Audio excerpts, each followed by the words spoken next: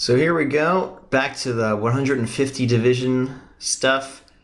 Did a quick play blast here, so with the whole sim starting from the jagged little spike things, play on through. So you can see it's largely the same, just kind of starts a little bit different. Maybe it starts a little bit more poof, sudden, rolls into that whole thing.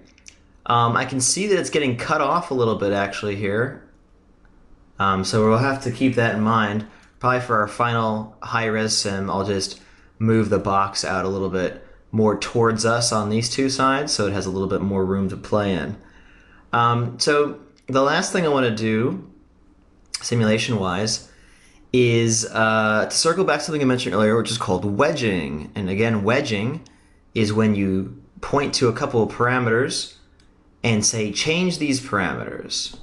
So I want to do 5 wedges and do 5 different seeds, let's say, for the turbulence. As I mentioned earlier, that changing the seed on this will give us different results in terms of the original orientation and everything. We can also change the seeds for the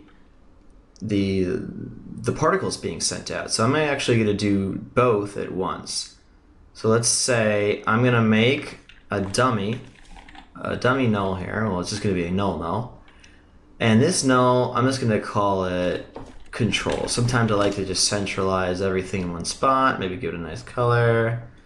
Click on this guy here, edit parameter interface, and we can add a, actually I'll just use an integer. I'll use a float, who cares? And I'm going to say the seed. So this seed, I'm going to make it 1. I'm going to set some of my stuff to that. In particular, we're going to wedge that parameter. So we're going to wedge that one. It's going to change that number from 1 to a bunch of other things.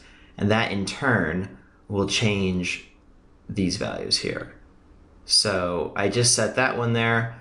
And we can actually also set the seed on the source, as I was saying, in our particle sim. So let's go fly over to that.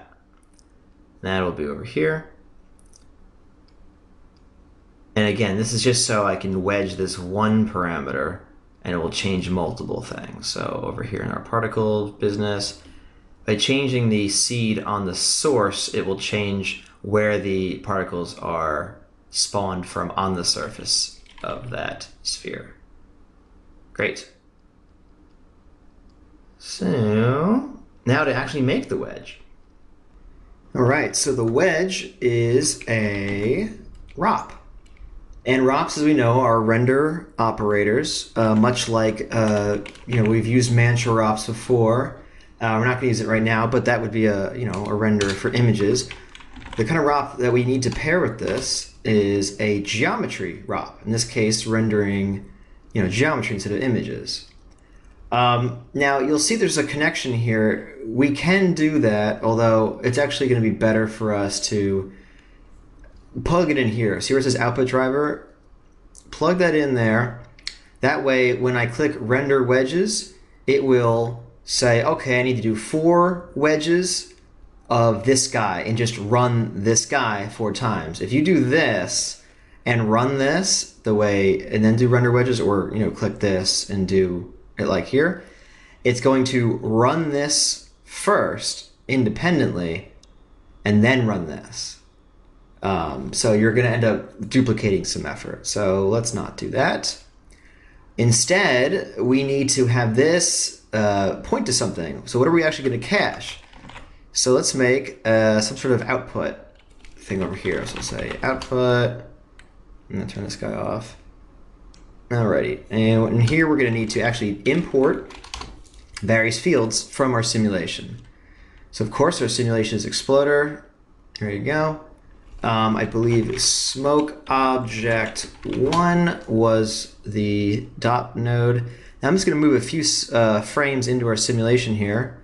That way I actually have something to import. I want to be able to import stuff to make sure that I'm doing it right. So density, so boom, it showed up.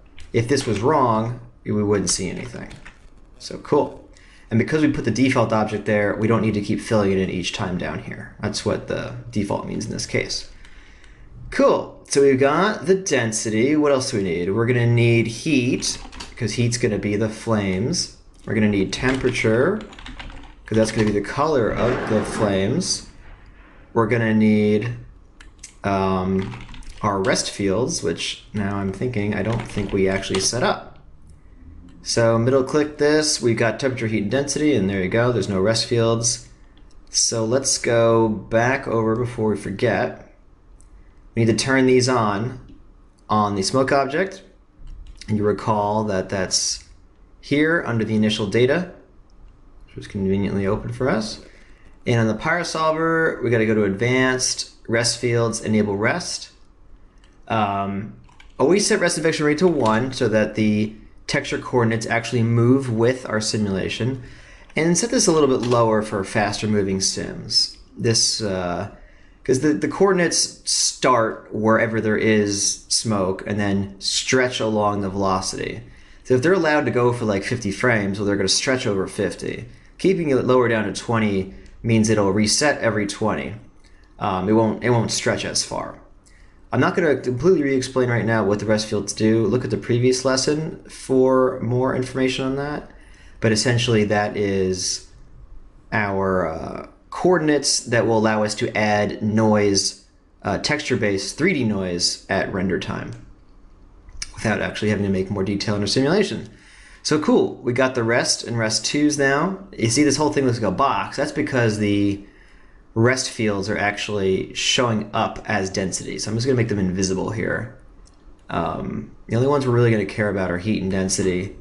I'm going to use a volume visualization to kind of get us back to the look that we had pioneered over in Pyroland. So if we go back to Exploder here, basically I want to emulate the multi-field guides. It won't really be too much. Basically, I want to have the density is density, of course. The density field is also going to be density. Let's just to keep this white. I have found that I know earlier we had made this lower under here. Smoke, I'd set it to 0.424 apparently. I don't know. The thing with doing that is, at least on my computer, and I've seen it on more computers as well, when you make this color lower, it just doesn't draw very well. It's 434. Let's copy it. You get these like dark spots in the middle that look wrong. It's just really annoying. I mean, actually, I still have it open here.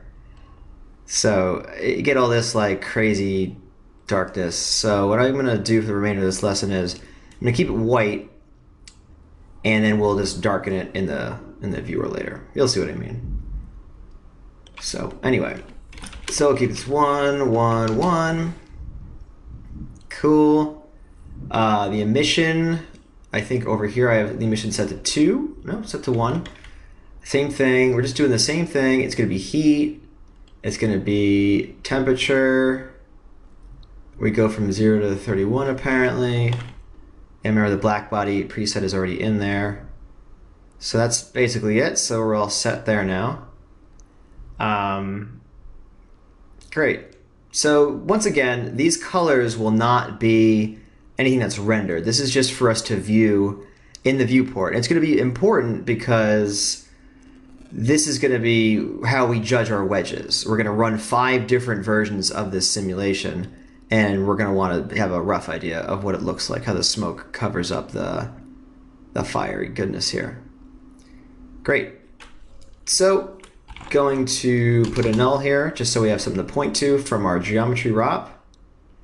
Call this out. And we'll go back over to the ROP area. And we just say, point to that. Oh, missed it. There we go. Frame range. Frame range will be, I'll say RFN for this. That'll be 72. Remember that RFN refers to the last frame of our timeline here, and FN refers to the overall scene last frame. We could set this to 72 so there's less confusion, and then you could keep, this could be FN or RFN. Great. Great. So boom, boom, boom. The file name, let's put it in a space that is in our scene directory. So just basically say, make new folder, cache, and we'll just call it something like cache dot maybe version 1 dot frame number dot bgo dot sa. So of course that's the frame number, and every frame is gonna put a frame there. We're gonna want to initialize that every time.